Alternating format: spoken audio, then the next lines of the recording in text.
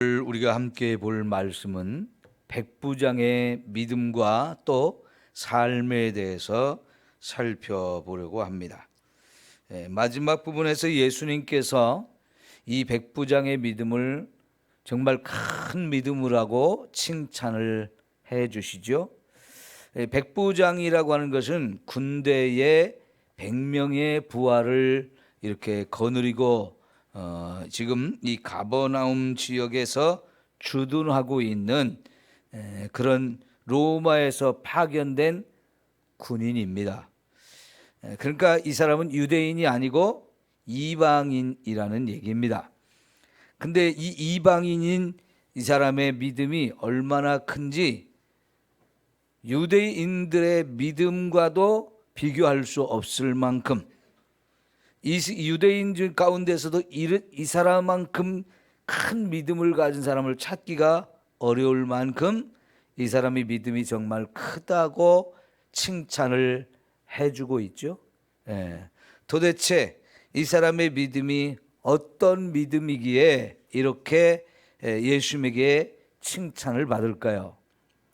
우선 3절에 보면 예수님의 소문을 들어서 이 사람이 움직였어요.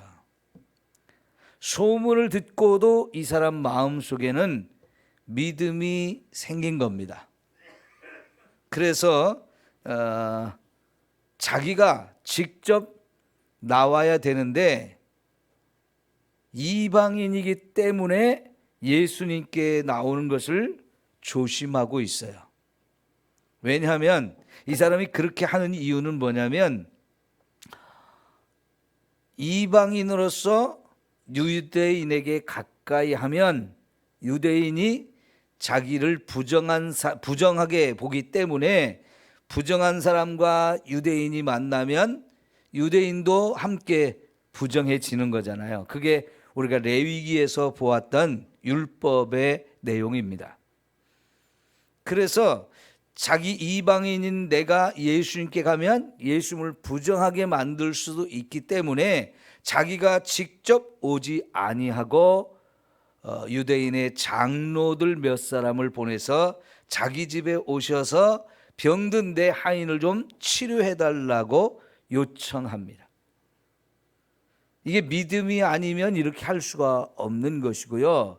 믿음을 가지고 있대 이미 이 사람은 먼 이방 나라에서 이 유대 땅에 파견되어 와서 여기서 머물면서 군인으로서 생활을 하는 동안에 유대인들의 종교와 또 문화에 대해서 잘 알 뿐만 아니라 이 상황들을 보게 되면 이 사람이 유대인들이 믿는 하나님도 믿고 그 유대인들이 소중하게 여기는 율법도 상당히 많이 알고 있고 그 율법을 따라 지키고 있다라고 볼 수가 있어요.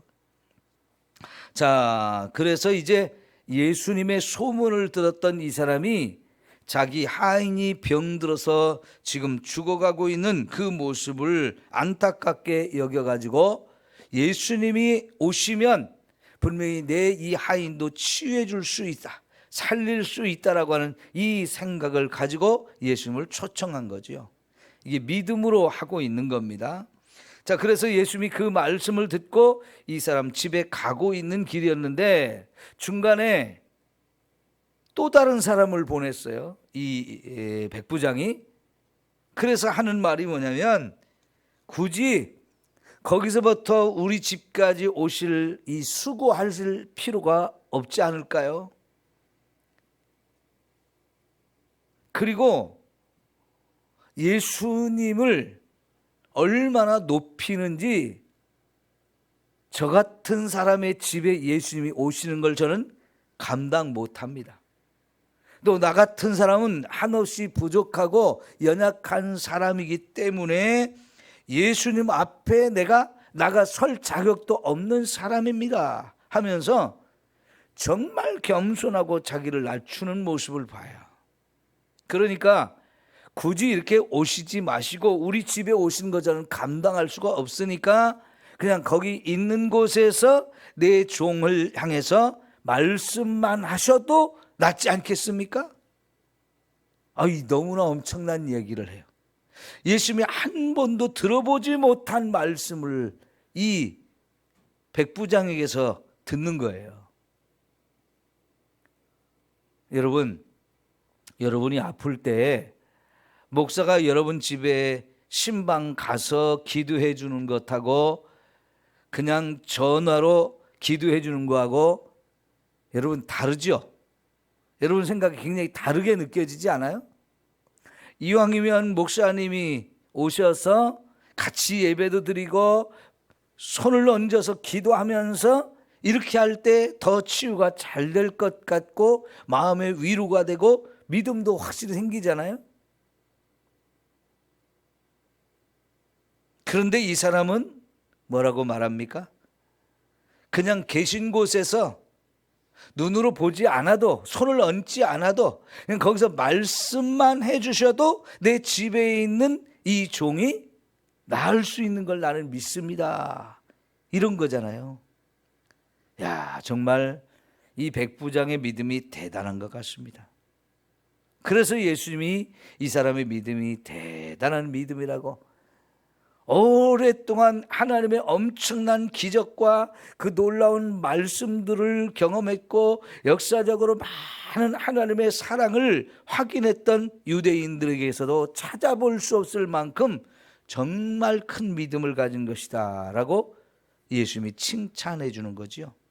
그리고 실제로 예수님이 이제 가던 길을 멈추고 이 심부름꾼들을 돌려보냈는데 그 심부름꾼들이 돌아가서 보니까 집에서 시름시름 앓고 죽어가던 그 사람이 다 나아버린 거예요.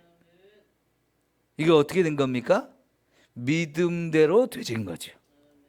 믿음대로 되어졌어요. 예수님이 분명히 육신을 가지고 있기 때문에 시간과 공간의 제한을 받는 분입니다. 그죠? 여기 계시면 저쪽에는 안 계신 거예요. 그러나 믿음이라고 하는 것은 시간과 공간을 다 초월해서 여기서 이야기를 해도 여기서 내 눈에 보이지도 않고 들리지도 않는 곳에 먼 곳에 있는 사람을 위해서 말한 것도 그대로 역사가 일어나는 거지요. 오늘 저와 여러분의 기도도 마찬가지예요. 그죠? 우리가 지금 여기 새벽에 하나님의 전에 나와서 예배하면서 기도할 때 우리는 세상을 다 품고 기도할 수 있어요. 그죠? 자, 여러분 지금 더 터키와 시리아에 어마어마한 지진이 일어나서 정말 너무나 많은 사람들이 죽음을 당하고 지금 그 무너진 건물 더미 그 속에 깔려가지고 누가 구해주기를 간절히 기다리고 있는 사람들, 그런 사람들이 지금 많죠? 아마 사망자가 10,000명이 훨씬 넘을 거라고 하는 추측을 하고 있고요. 이미 죽은 사람도 있고 그런데 참 거기 얼마나 안타까운 상황입니까?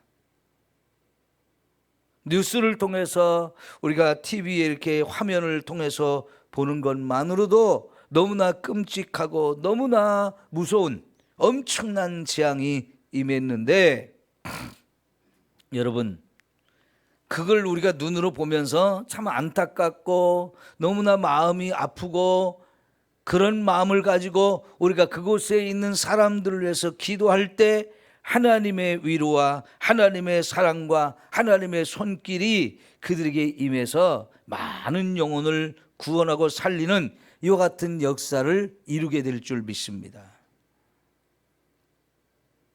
근데요, 두 나라가 이렇게 엄청난 피해를 입었는데 대부분의 이 구조대와 지원하는 것이 트루키에라고 요즘 나오죠. 예전엔 터키라고 했었는데 트루키에라고 이렇게 나오는데 그 트루키에 쪽으로만 거의 다 가요. 근데 시리아 쪽에는 안 보내주는 거예요. 사람도 잘 안 가고 지원 물자도 구조 물자도 잘 안 가요. 왜 그러냐면 이 시리아 상황이 너무 복잡해요. 쉽게 도와줄 수가 없는 상황인 거예요.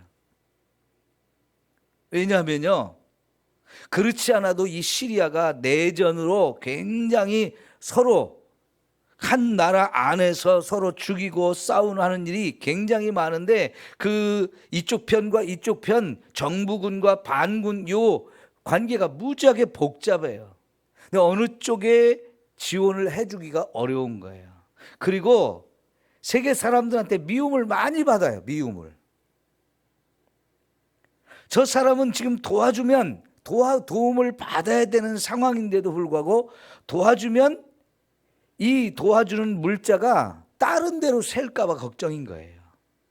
그 지금 재난을 당하고 먹을 것이 없고 추위에 떨고 이런 사람들, 그런 사람들한테 가야 되는데 그 사람들한테 가기보다는 정부군에 가든지 반군에 가든지 엉뚱한 사람들한테 가가지고 그 사람들의 힘만 키우고 그 사람들이 또 그 힘을 가지고 누군가를 또 죽이는 이런 상황이 될까 봐 그쪽은 지원을 안 해주는 거예요.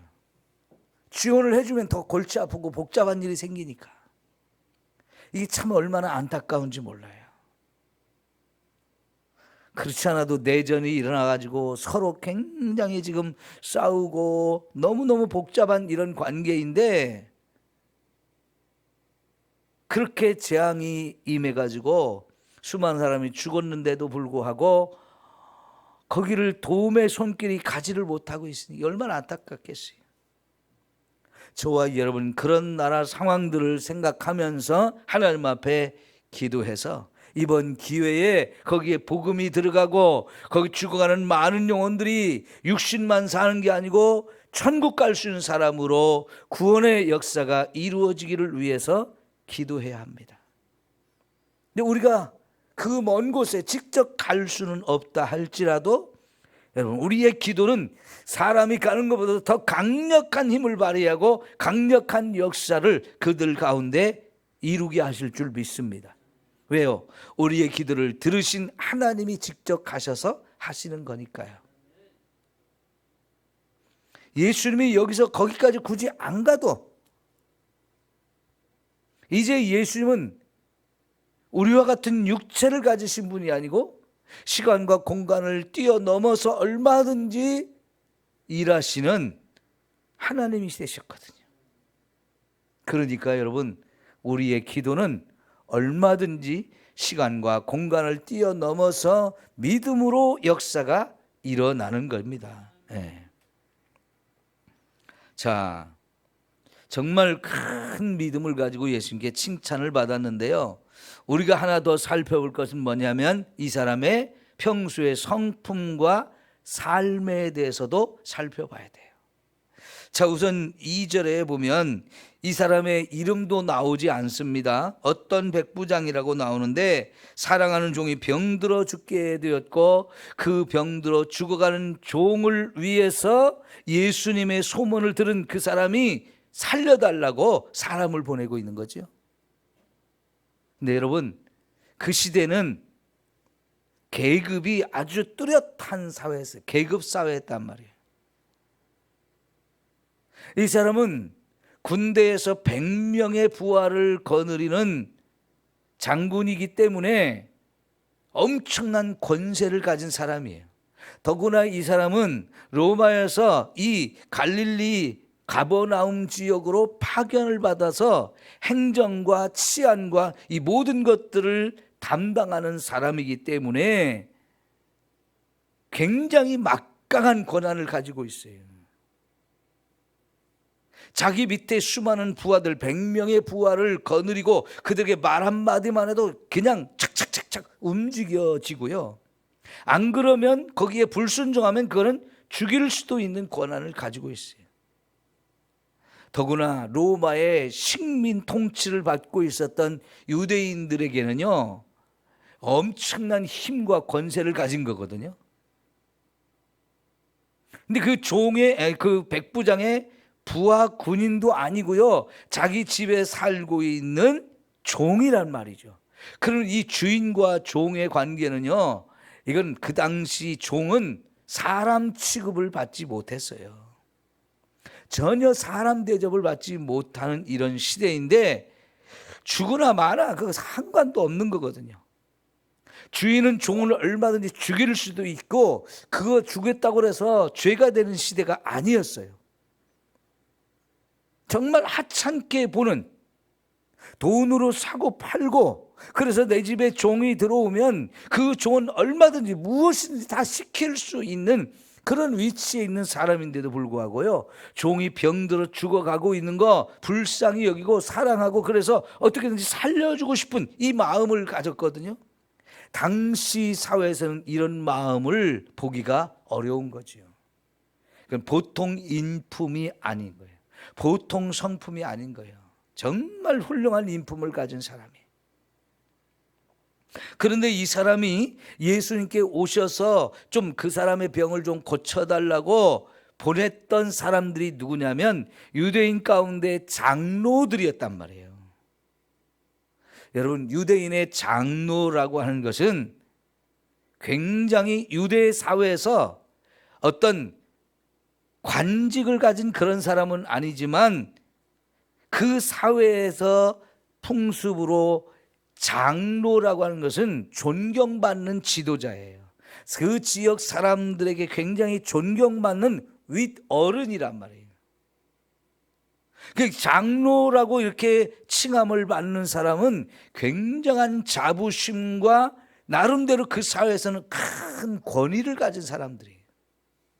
이 장로의 권위는요, 한 지역에 재판이 일어났을 때에 그 재판을 담당할 수 있는 재판관 역할을 할 수도 있고요, 그 지역 사람들에게 지도할 수 있는 그런 하나님의 말씀으로 그들을 권면하고 말 한마디만 해도 사람들이 다 순종하게 되어지는 그런 보이지 않는 권세를 가진 사람들이거든요. 이런 사람을 예수님께 보냈는데요, 백부장이 보냈단 말이죠. 근데 그냥 보낸 게 아니고 좀 명령한 게 아니고 부탁을 한 거예요. 당신들이 나를 대신해 가서 예수님께 부탁을 좀 해달라고.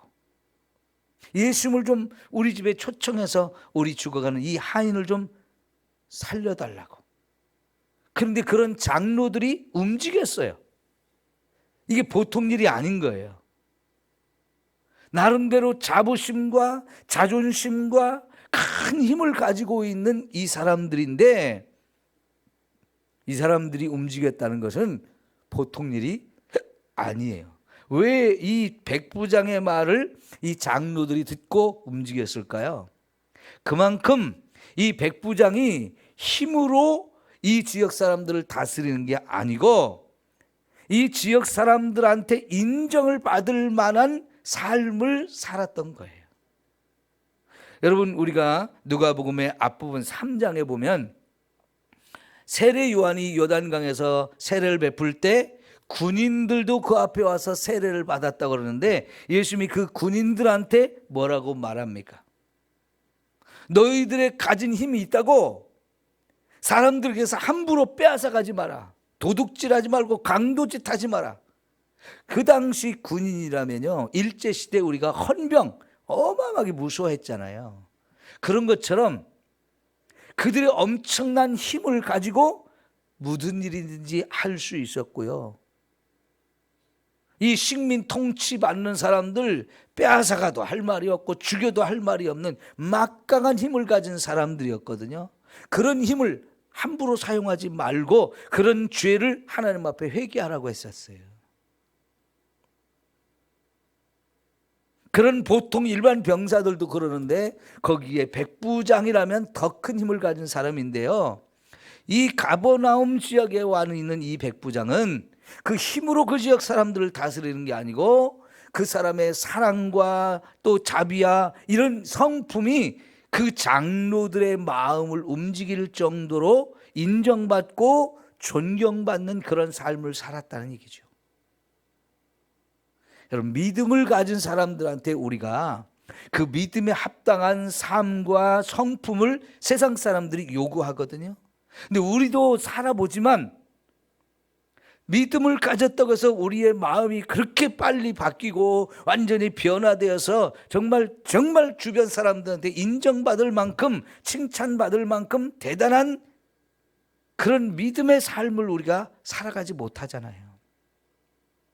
그런데 이 사람은 이방인으로서도 이렇게 놀라운 성품을 가졌다는 것, 놀라운 삶을 살고 있다는 것, 대단한 일입니다.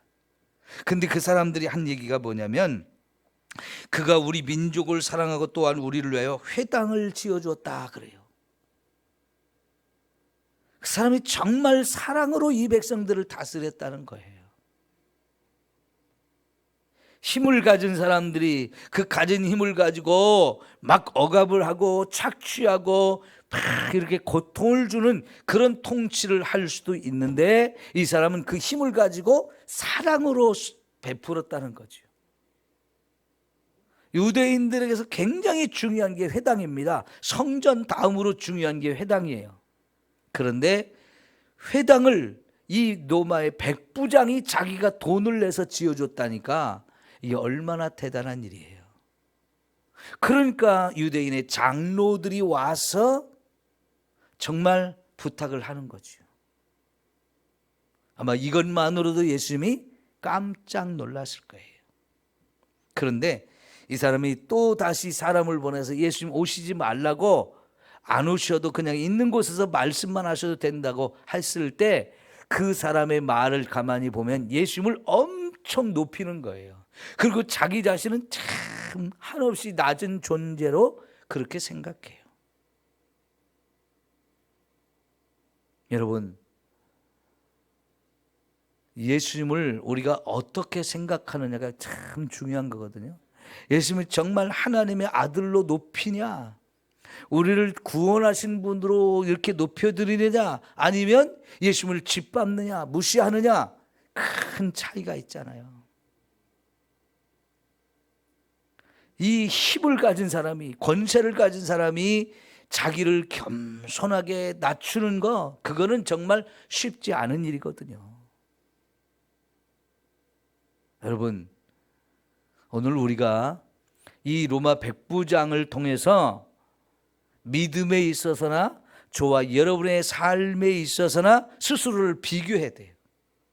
나는 어떤가? 이 사람과 비교했을 때 나의 믿음, 나의 삶 어떤가 하는 것을 우리가 서로 비교해 보면서, 내가 정말 믿음에 있어서도 너무 부족한 믿음이고, 신앙 생활을 하는 이 삶에 있어서도 아직도 나는 부족한 것이 너무 많다 하는 걸 깨달으면서 내 자신을 쳐서 복종시키고 더 큰 믿음 갖기 위해서 하나님 앞에 기도하면서 우리 자신 더 정신 차리고 더 큰 믿음의 사람이 되기 위해서, 또 믿음에 따른 합당한 삶을 살기 위해서 정말 더 노력해야 할 줄 믿습니다. 기도합니다.